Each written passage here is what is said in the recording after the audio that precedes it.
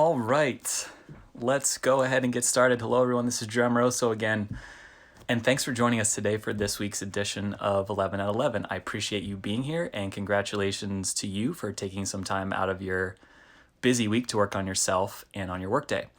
So, this is our first time on Instagram Live. I'm really excited to be here. I used to host this weekly series on Zoom, but decided to move it over here and sort of expand our reach. So thanks for everyone who's followed us over. And I'm excited to have anyone who is attending 11 at 11 for the first time. Great to see you here. So just a quick background. I host this series every Monday at 11 a.m. Pacific and offer you one mindset concept that you can use to improve your workday. And I try to keep the episodes to around about 11 minutes, and we'll always give you an actionable takeaway at the end. So today, I want to talk about a very common mindset trap that we instinctively think our way into, which is the idea of internalizing the struggle with a capital S. And when I say struggle, what I mean is this idea that everything that we do in our personal or professional lives, or anything that we want to achieve, any goals that we establish for ourselves, all of it must involve some component of struggle with a capital S. So in other words, as we look into the future and think about work, personal goal that we want to achieve, anything that the future holds for us, and as we think about how to prepare for and navigate those things, we have a tendency as human beings to associate struggle with every future version of events. So just think for a second about how much of your mindset throughout the day is focused on identifying things in your future that will involve some aspect of struggle, right? I'm talking about small things like how am I going to finish this project on time, to big things like how am I going to make enough money to support my lifestyle, right? How am I going to make this new business work? How am I ever going to transition out of this career that I don't particularly like? And if you think about it, we constantly are hearing and seeing so many messages each and every day that confirm that life is a struggle. Everything is hard.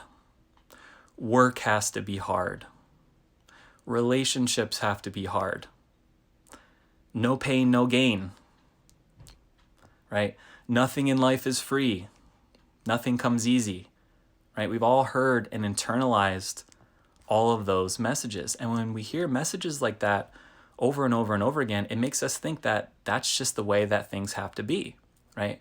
So we assume that some component of the future version of events that we're focused on is going to involve some level of struggle or the potential for failure or difficulty or maybe rejection by other people.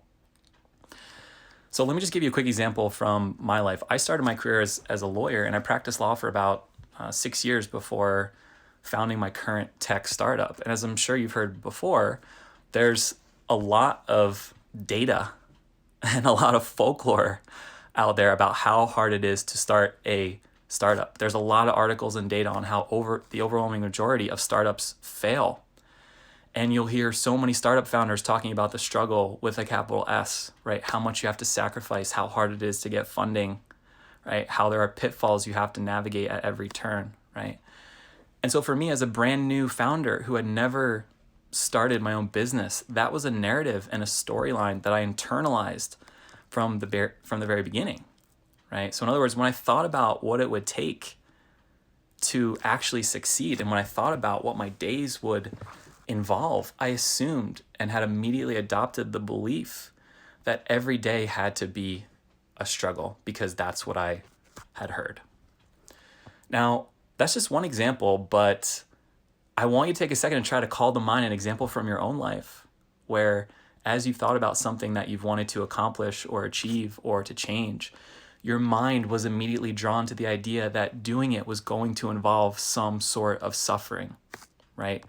And the reason our mind is trained to focus on struggle is, of course, because that's a prehistoric survival mechanism that's been encoded in our DNA, right? Our prehistoric ancestors, the ones who survived, were very good at looking forward and anticipating things that might pose a danger for us or that they might struggle with, right? Because if they could anticipate what they might struggle with, that means they had a better chance of preparing for it or avoiding it, which meant a better chance of survival. So Your instinct to look for struggle, your instinct to look for danger, your instinct to look for failure, it is coded in your DNA, which means it takes some work to recognize it and to clear it and to transcend it. And while your instinct to prepare yourself in this way was a great way to survive tens of thousands of years ago, it's a major impediment to your present day growth, right? And here's why it can be so destructive.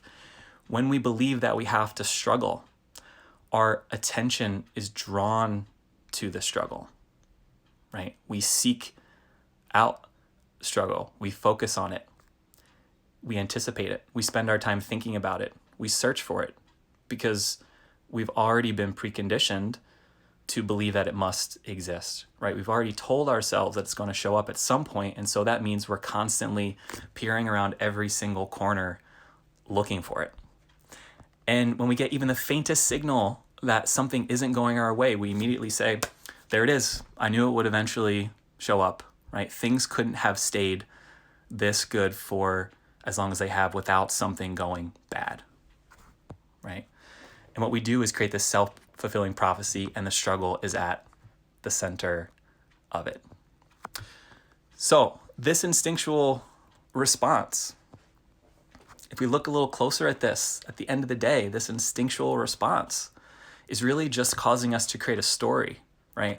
All of these beliefs revolve around a story that we've told ourselves, right? Can you see how that the future version is a story, right? When I say to myself, founding a startup is hard, or growing a startup is hard, or securing funding is hard, that's a story that I've told myself. That belief system is the framework for something in my head, a story in my head about how things are going to go. And with that story, I essentially construct a version of a future reality, and I predict how it's going to go from there. And then when that happens, now that I've created this framework where I've already established a belief that it's going to be hard, then my mind automatically searches for information that will support that story, right? So let me just back up for a second. In other words, when I construct a belief and I internalize it, my mind looks for information to support that version of events, right? And not only that, my mind creates additional thoughts that confirm the story for me, right? So I put myself on this loop about things are going to be hard, things are going to be hard, things are going to be hard. So that means I walk around all day looking for indicators that confirm the story, and I internalize it in a way that shapes the way I move through the day. I sit in a place where my expectation is that something is going to go wrong, or that something I want to do is going to be hard, right? So going back to my example, being a startup founder, I imagine that no one's going to like our product. It's going to be hard to build. Finding fundraising partners is going to be challenging, right? And that's the story that I tell myself. But here's the good news. We don't have to internalize the struggle, right? We can acknowledge and plan for challenges that we might face in the future without letting the struggle, with a capital S, dominate our thoughts or impede our progress, right? We can recognize that certain things might happen, right? Things that we want to prepare for and plan for in the future, but we can also choose to believe that that's not the story that we want to tell ourselves about how things will unfold, right? We don't have to let it influence our internal inspiration. So how do we do that? As with all of our 11 at 11s, I like to leave you with some simple starting points that will sort of help you start to reframe your thinking around this. And today I have a 3-step process that I want to invite you to consider, and here it is. So step 1, as you're sitting there right now, just call to mind something that you want to do that you are assuming will involve some sort of struggle, right? It could be some kind of project, a personal goal you want to achieve, a career change you want to make, anything where when you close your eyes and you think about it, you picture the struggle with a capital S, and that struggle, right, that future version of events that you've already created in your mind is preventing you from getting started or moving forward, right? Maybe it's a fitness goal, a hard conversation you have to have, a new company you want to start, a new idea that you want to put out there. Step 2, once you have that situation called to mind, ask yourself, what would this future event look like if it didn't involve the struggle, right? And with this one, what I want you to do is just envision what it would look like to not have to struggle.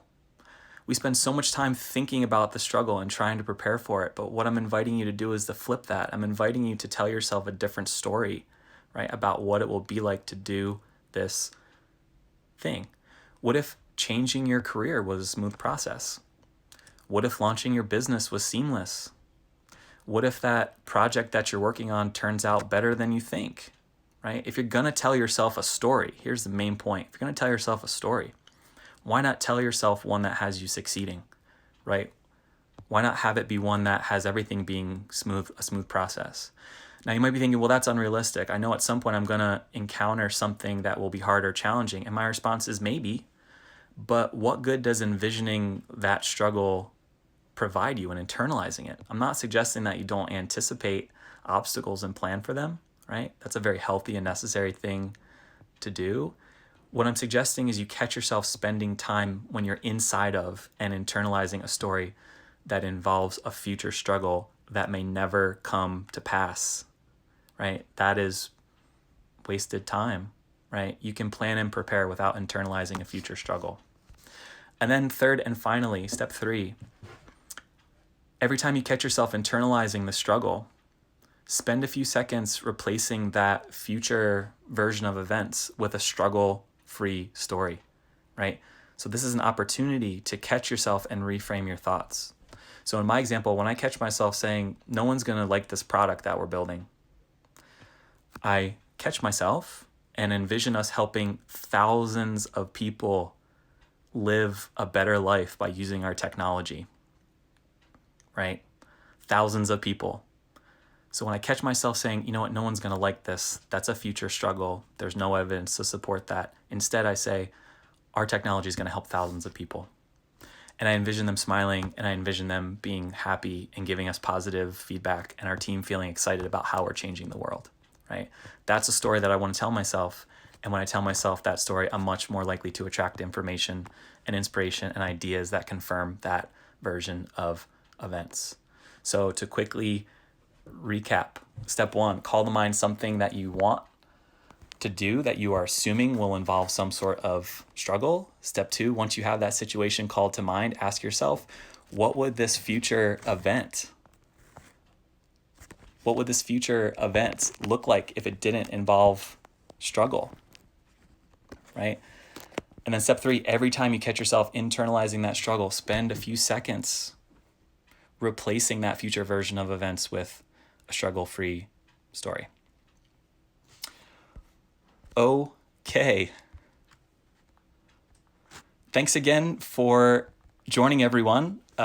We have reached the end. I saw some really good comments in here.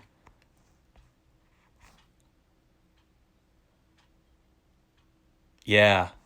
A lot of people are struggling with this right now. This is something that all of us, we tend to do. Just remember that it's encoded in your DNA, right? Something that it's very hard for us to overcome, and our mind automatically takes us there.